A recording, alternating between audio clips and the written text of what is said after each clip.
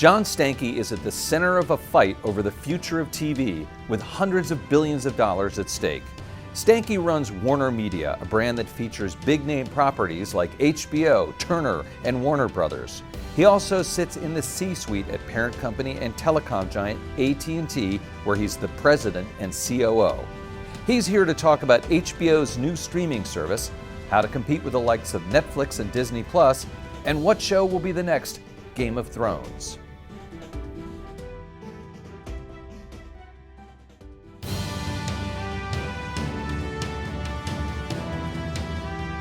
Influencers with Andy Serwer is brought to you by Verizon. Welcome to Influencers. I'm Andy Serwer, and welcome to our guest, John Stankey, who is the president and COO of AT&T and also the CEO of that company's Warner Media business. John, great to see you. It's good to be here, Andy. Thanks for having me in. So full disclosure, I work for Yahoo, which is owned by Verizon, which I guess is fair to say. You knew that coming in, so I guess it's fair to say an arch rival of AT&T, at least when it comes to the telco business. So maybe we should start there, because I wanted to ask you, John, about the T-Mobile Sprint deal that a federal judge approved last week. What is your take on that particular transaction and how it'll reshape the business? Well, the judicial process was a bit surprising. I think it just adds to the list of the number of surprising judicial activities we've seen over the last couple of years, not only in our industry but elsewhere. And I think probably if I step back from that, as a broader issue in business, I get a little concerned because it's getting harder and harder to predict what outcomes are. And if you read the judge's decision on that, he kind of looked at a bunch of longstanding antitrust law and said, I'm not sure I can make sense of a lot of this anymore, and we need to think differently about how we look at these types of transactions. And that kind of uncertainty is tough for business. It's tough for making long-term investment decisions. And I step back from that and I worry about that at the macro level more than anything else. Relative to what it means within the industry, look, we're going to keep running our game and doing what we plan on doing. We sit in a really good position in the industry. Our spectrum position is in great shape. Certainly one of the motivations of T-Mobile doing the Sprint transaction was to improve theirs. They will have an opportunity to do that. They now have a lot of execution around that to make that a reality. We've been executing on the spectrum that we have in place for many months and feel really good about our transition into 5G and our leadership there. And we're going to continue to push on that dynamic and feel like we're going to be in a really good position as we run our plays and execute moving forward in a combination of our network strategy and how we start bringing content and entertainment into the offering for consumers. Want to dig into that a little bit more, but first, one more question about T-Mobile Sprint. What about from the consumer perspective? There's concern there's not enough choice once you have the big three. What about that? Well, certainly the finding from the court was it isn't the big three. The finding from the court was hinged on the dynamic that there will be a fourth new entrant, Charlie Ergen, and however Charlie chooses to go to market and using the divested assets of those companies that are part of the transaction. I don't expect that I'm going to see any drop off in competitive intensity in the wireless industry. I think it's an intensely competitive market today. I think it will continue to be that way. I think we have multimodal competition that's shaping up where we shouldn't just look at wireless as the wireless industry. We should understand that broadband use and connectivity is now starting to move between fixed networks and wireless networks, really any network. And as a result of that, I don't expect we're going to see any drop off. Right. Let's get back to the strategy that you were just touching on before. What is AT&T's North Star, and how do you expect to get there?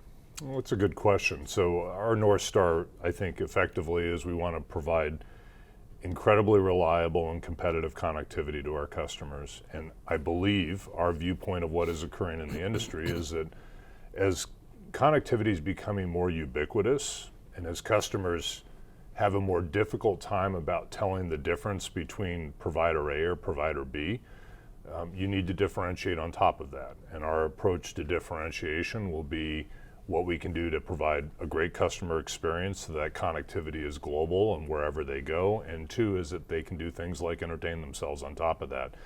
Now, we're not going to see that light switch turn overnight.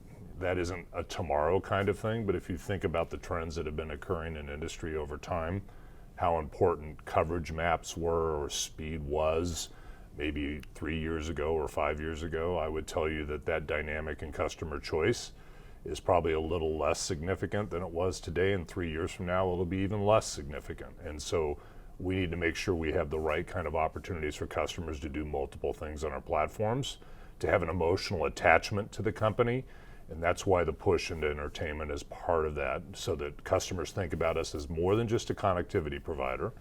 They can rely on us for that, but they also have other things that they can do that are important to them. So how will 5G change the content business, and how are you guys playing that? Well, 5G, I think initially will probably do less about the content business. My personal view is early on, it'll very much be an enterprise play. We're already seeing those kind of use cases pop up in the medical industry and manufacturing. And I think you're going to see dynamics that occur, for example, on autonomous vehicles and what starts to happen from an enabling perspective on that. Land replacement is another dynamic that I think we'll see in the enterprise space, where moving from what used to be fixed in wired lands into wireless lands, and how that opens up opportunity for firms. Then comes the consumer applications. And on the consumer side, look, augmented reality and virtual reality will be enabled by 5G. And when you think about that mix with entertainment content and interactivity, that's a big change. So start thinking about somebody who's in a sporting arena enjoying a game, and there's augmented reality and opportunities to involve themselves in the game, maybe through wagering, maybe through augmented stats in an experience that the local venue operator provides for that particular sporting event. When you start thinking about gaming and how content might move into gaming and bring in social dynamics around it, 5G and allowing it to be untethered as you're consuming that content anywhere, I think brings in interesting possibilities. So I think what we're going to see is probably the entertainment dynamic follow maybe some of the enterprise stuff, which is a little bit of a shift from maybe the last 10 years where we saw consumers start to lead a lot of technical innovation and business follow. We're kind of back into that historic trend of maybe business leading in this case and consumer following. Oh, that's interesting. You have a broad portfolio here at AT&T, and you have a pretty broad purview as the COO and then also head of the media business. I'd like to ask you about a few of the companies. DirecTV, you guys have lost millions of subscribers there. How is that business looking, and how are you going to turn that around or point it forward? Yeah, I don't know if you ever, quote, turn it around. I think DirecTV operates in a space that's a fairly mature product, which is the packaged pay TV business. And I would say, as we expected when we acquired it, and we talked about that was kind of the peak of subscribership, and we were going to see a decline over time. Our intent when we did that was to make sure that we could offer products and services that those customers would migrate into. HBO Max and what we're going to do around streaming would be an example of how we take a very attractive customer base and move them into a product that has runway for the next 10 years. So I don't think our objective with DirecTV is to, quote, turn it around. I don't think we're ever going to see growth in the traditional pay TV package. The goal would be to get that customer base and move them into other products and services that are the forward-leaning products and services that still continue to have that entertainment-based emotional relationship with customers for the reasons I talked about just a few seconds ago. Now, in terms of how the business is performing right now, I'd like to see it perform better. I think the management team would like to see it perform better. I think we should be in a situation where that business, given its track record and history, performs consistent with the balance of the industry, and we clearly have seen some losses over the last year or two that have probably been higher than what has been occurring in the industry, customer losses. And the kind of activities that we're underway with right now is to make sure that that's more in line with what we see generally in the industry. And last quarter, our team did a really nice job of starting to get the churn numbers back into context of what we would expect in the industry in general.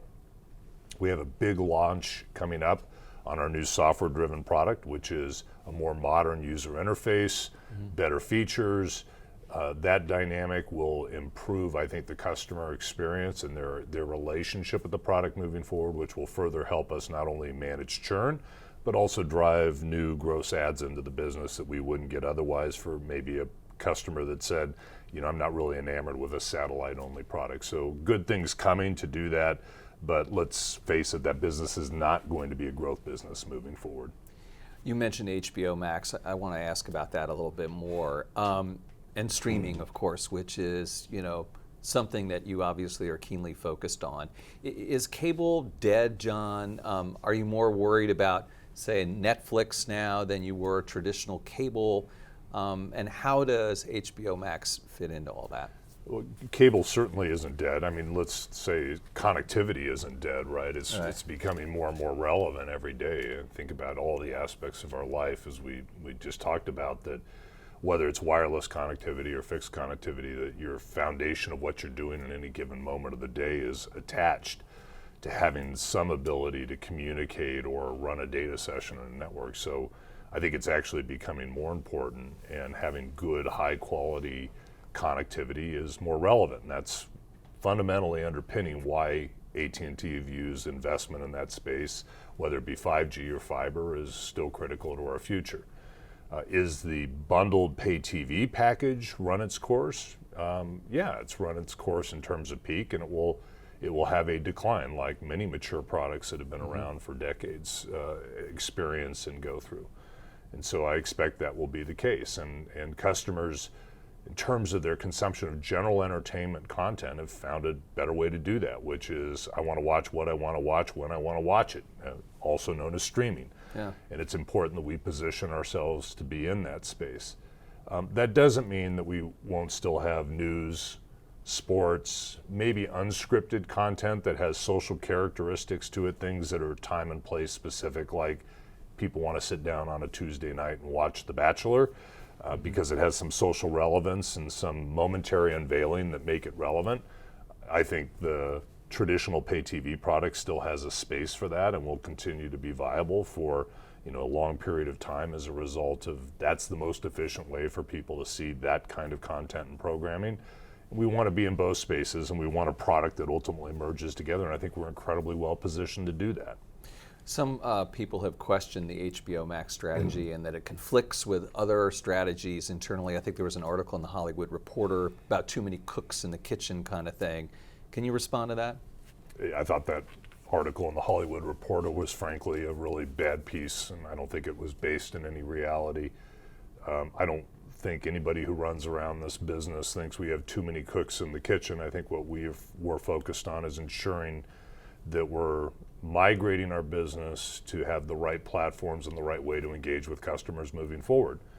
And if somebody isn't stepping back and asking, gosh, is theatrical distribution changing? Is general entertainment content distribution changing? And asking what we should be doing to adjust our models and shift our behaviors and shift how businesses are focusing, then they're asleep at the switch. And the fact that our business is doing that and responding to these changes, I think, is a positive thing, not a difficult thing. And I believe if you were to talk to employees inside Warner Media and say, do they feel like it's necessary for us to look for other distribution options than the pay TV package, and that maybe we shouldn't entirely index all of our theatrical development on releases into theaters? They'd probably say, based on how consumers are choosing to do things, that'd be a wise thing if you were running a business. And I feel very comfortable with how we're addressing those things. And frankly, I'm proud of the management team and what they've been able to do to adjust their approaches to things and make as many changes as they have over the last year to start thinking about these evolving distribution models.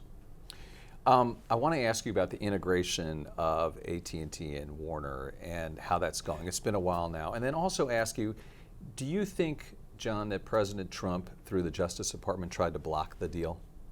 I really don't know what went on behind the scenes. I have no firsthand information or anything like that.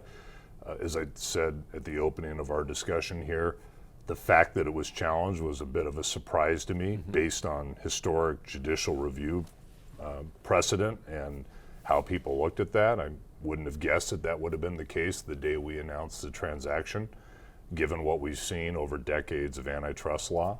So certainly it was a data point, as I mentioned earlier, around are standards evolving or are things changing, and how do we predict what is going to be challenged and what isn't going to be challenged, what will be approved and what's the process around it. 2 years for a Sprint T-Mobile transaction review and approval or ultimate challenge is a long, long time.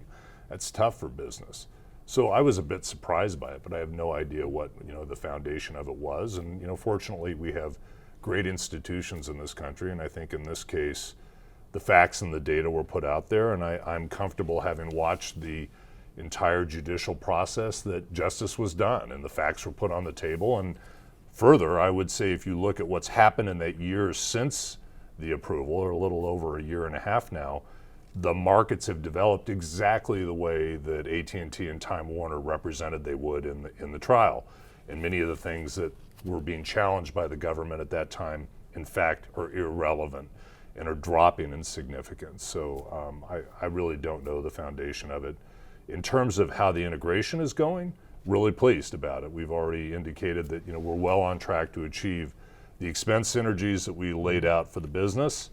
And now this year is about seeing some of the advertising synergies that we expected to show up, but more importantly about using the combined capabilities of AT&T and Warner Media to be able to offer new products and services, and the innovation and the customer choice that will come with HBO Max, and the foundation of that as a platform to allow us to not only have a subscription service but an advertising service, I think will be great for the industry. It's going to be great for the consumer.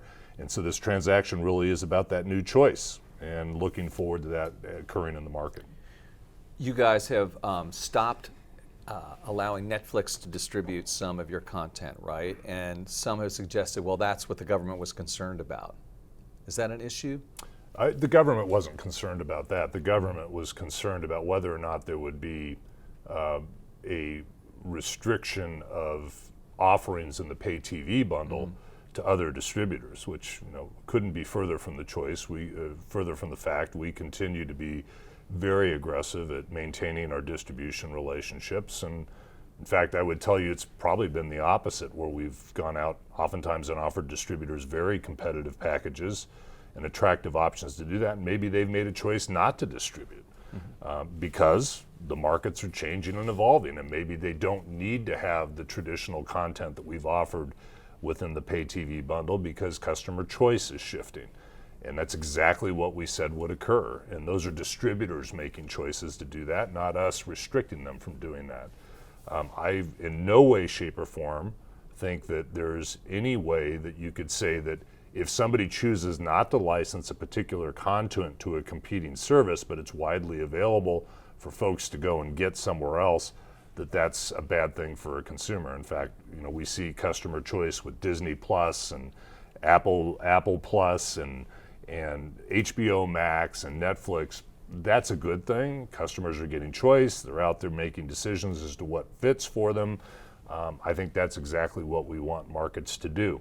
And we continue to license some of our content. As we said, we're not an all or nothing proposition around here. The studio continues to provide content to third parties. We continue to do development for third parties. We think that's a healthy media business when we're serving the entire ecosystem, and we'll continue to do that. So John, you're an old telco, I shouldn't say old. You grew up in the telco business. You grew up in the telco business. So stipulated, right, I'll say old. Okay. How do you get up to speed with all this content and all these different brands? And it's a totally different world from the way you sort of learn the business, isn't it? It's invigorating, right? I mean, I'm in a very I think enviable and unique position to be at this point in my career and be stimulated by having something that's very different from how I grew up and what I worked on. I find it incredibly interesting, and it's not hard to have the energy to get involved and try to understand and work through these things.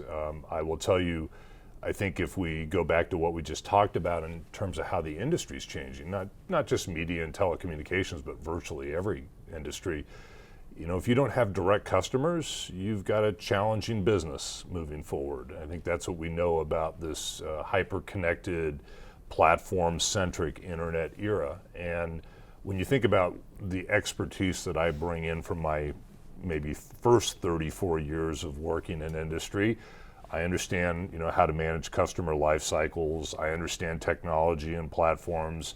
I know how to manage a customer acquisition funnel and deal with things like churn dynamics. What I probably have really no foundation in is how to work the creative side of content development. But when you think about what's necessary moving forward, you really need distribution, you need technology, and you need the content together. And so, my job is to get all the people who have expertise in those areas working together to move forward, and I think I'm reasonably well equipped to do that in this changing environment. Either you've got to come from a content background and learn technology and distribution, or you got to know technology and distribution and figure out how you bring content folks in, and that's the reality that I think many in this industry are coming to grips with. So many different brands, and CNN, I think we got it right there, is one of them, has been in the president's crosshairs, and that's a positive and a negative in the sense that there's a tremendous amount of viewership that has accrued to CNN. How is CNN doing right now? CNN's doing great. Jeff and the team are doing a wonderful job. I wouldn't say that CNN per se is exclusively in the president's crosshairs. True. I would actually say that media that doesn't subscribe to the president's narrative is in the president's crosshairs. And look, I think our point of view is CNN and any other media should be in the role of telling the truth and reporting the facts. And I think we do a darn good job of that each and every day. And it's a tough environment. It's a tough environment ascertaining what in fact are the facts. And I would say it's far more complicated than it ever has been 10 years ago. And I'm proud of the way the CNN team works through that on a daily basis. The complicated environment we're in makes it more difficult to be accurate each and every day. There are new ways that you have to validate that in fact you're bringing the right facts out to those that are consuming it. And do we make mistakes? Sure. When we make the mistakes, I think we acknowledge that we make mistakes. But by and large, I think we do a better job than anybody else out there of ensuring the facts are reported and reported in the right way. And I think that's necessary for a functioning democracy. I think it's a key element of what keeps our systems that I talked about earlier working properly, and I'm really proud of the role that CNN and the team plays in doing that. Kind of adjacent to that, John, Facebook, Google, social media, Twitter, are you concerned that those platforms have too much power? I'm really concerned about the concentration of economic power that's occurring in some of the new tech companies, and of course then what occurs in terms of their practices around how they think about those platforms influencing society. And I heard some comments the other day that Mark Zuckerberg made that said he thinks he's somewhere between a distribution company like a telephone company and a media company, and therefore they should be handled differently. And I kind of said, why did editorial integrity show up in media companies? What came first? Well, editorial integrity and editors arrived because people needed to make sure that their source of information was in fact doing that ethical and fair reporting that we just talked about. And so I don't think you can sit here and say, well, just because I'm not a media company, I shouldn't need editors. Because if that's where people are consuming facts and information, and if you're aggregating and producing that to move out, then you probably need to think about what the editorial integrity of your platform is. I think we're going to be into some interesting times in the coming months and years around how that evolves. And I do think it's an area that we need to have a broader social and civic discussion on around what we want as a society and what's productive for us. Maybe more regulation? I think it's inevitable that there's going to be some more regulation on some of the tech platforms based on what we're learning and what we're seeing in terms of how they're operating their businesses. Another interesting company in the news right now is Huawei. And I'm curious to hear what you think about Huawei technology and equipment being used in the United States and in Europe. Well, look, I think, I've been in the network business for a large portion of my career, and I've kind of gone through this evolution of the hyper-connected environment, and I think we're always going to have security threats, and they change. The reality is it's a little bit like playing whack-a-mole. something is identified, you learn how to deal with it, you beat it down, and then very creative people come up with something else. And I think Huawei and the dynamics of where equipment is sourced from is today's story of probably what will be another chapter in a book 3 years from now with something else that we're all dealing with. And it may not be Huawei, it may be some other dynamic that we're dealing with. Do I believe a healthy environment for those of us who deploy infrastructure for communications is that there are multiple suppliers and innovation occurring in multiple places, and that we are able to ascertain that the integrity of the supply chain is in place? Yes, I do. And do I think we're in a situation right now where if you look at the concentration that's occurring in a particular type of communications equipment, in this case mobile, is getting too focused on a particular company, and one where the supply chain is a little bit opaque? I think there is some risk of that right now. Do we need to take steps to adjust to that risk, just like we do to any other security threat that we've identified over the last decade and tried to respond to? I think we do. Am I confident that through a variety of good management techniques and policy that can be done, and we can ensure that there's multiple providers of equipment that can sustain itself on a global basis and bring good services to consumers that we can rely on? I think we can do that. But there's some tweaks that need to occur right now to ensure that that's the case as we move down the road for the next 5 years. You had an activist investor, Elliot Management, rattling your cage a bit. Where does that stand right now, and have you made peace with those guys? I think we have, clearly are of like mind in what we're doing to manage the business moving forward. And if that's, using your term, making peace, and yes, we've made peace. I think most important for this management team is that we have to deliver on what our commitments are. We have, part of that activity with Elliot was to be clear and communicate out to our investor base what our intentions were. And it wasn't that we had differences of direction. I think Elliot was right in maybe pushing us to be a little clearer in what some of our direction was and how we intended to approach capital allocation and the strategy of the business moving forward. And we were articulate in doing that. And now our job is to make sure that the management team actually delivers on what we have communicated in terms of what our 3-year plan is and how we're going to allocate capital and offer competitive returns to our shareholders. And in that regard, I think we're all good. And our job is, of course, to make sure we deliver on that and bring the bacon home so that not only Elliot, but more importantly, our broader base of shareholders feels like their trust in AT&T was well rewarded. Reducing debt, part of that? We've done a great job on that. And I would tell you, I think we're in a very comfortable position right now. We've talked about that extensively over this past year. We made a commitment that we would be at 2.5 times debt to EBITDA. By the time we exited 2019, we hit that on the mark. We've given some guidance that we'll continue to do some debt reduction as we move forward over the next 3 years. But more importantly, we issued a lot of shares to acquire Time Warner as well, not just debt. And retiring those incremental shares that we issued is another key important aspect of how we're going to work on capital allocation over the next couple of years. And when we have the debt structured in the way we do, and it's laddered out in the fashion that it is, and we've done a really nice job of stretching it out, when you're looking at the kind of interest structure that's in place, and when you look at the difference between interest expense and our dividend yields, it's a prudent thing to maybe be a little bit more focused on managing equity issues right now, not turning away from debt, but balancing that out. How do you and Randall Stephenson, the CEO, work together? The same way we have for probably the last 15 years.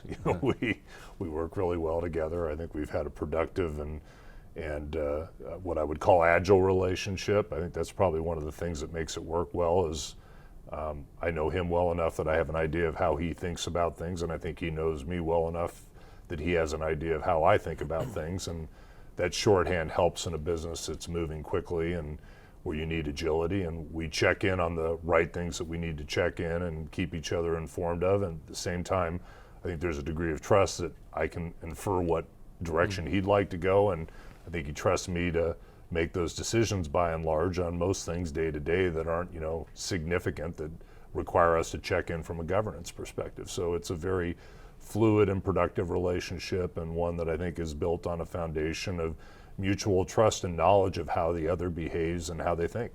And John, finally, this program's called Influencers, and so I'm curious as to how you see you using your influence on the world. You know, that's a good question, Andy. I have to be honest with you that if I were to maybe critique one of my weaknesses as an individual is I tend to come in every day thinking about what I need to do within our company and around the people I work with every day to run the business better. Well, you got a big job. Yeah, I have a big job. There's a lot going on in any given day. And that's, you know, what I get a lot of energy out of, and that's what I get a lot of satisfaction out of. I sometimes maybe underestimate what that means in terms of the influence and cycle outside of AT&T or outside of the areas that I'm directly responsible for. Is I think today about where I would really like to make a mark, you know, things we're working on internally. Spent a lot of time talking about diversity and inclusion, not only within our workforce, but in the content that we're creating that moves out into our customer base. I think there's a lot of work to be done there, and I think we're leading in many respects, but we still have a long road to go to get ourselves into a structure and an approach that makes sense for society and the markets that we serve. And so I think there's some influence that will ultimately drive over time.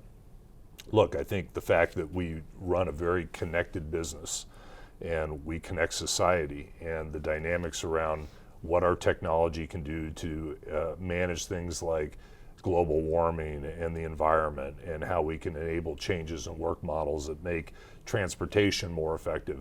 I think that's really important stuff right now with what's in front of us. And I don't underestimate just doing our job every day well to provide this ubiquitous connectivity that allows commerce and innovation to spawn as being a really significant thing that I do every day and that the team around me does. John Stankey, COO of AT&T, CEO of Warner Media, thanks so much for your time. Thanks for spending time with me. I appreciate it. You've been watching Influencers. I'm Andy Serwer. We'll see you next time.